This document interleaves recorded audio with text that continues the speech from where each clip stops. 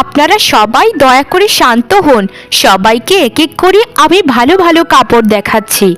আপনারা আমার দোকানের কাপড় এতটা পছন্দ করেছেন দেখে সত্যিই আমি আনন্দিত।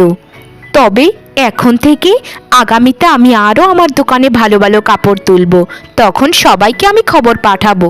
আমার এত তাড়াতাড়ি কাপড়ের ব্যবসায় সফলতার পেছনে আপনাদের গুরুত্ব অপরিসীম। আরে তুই আমাদের রূপা না? তুই এখানে কি করছিস?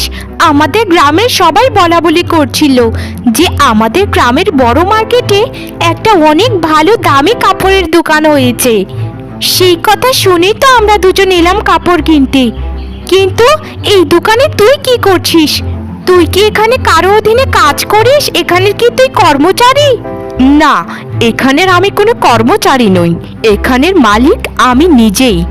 ওপরের বিলবোর্ডে স্পষ্ট করে লেখা আছে আমার নাম, তাহলে এটা মানুষের দোকান হতে যাবে কেন?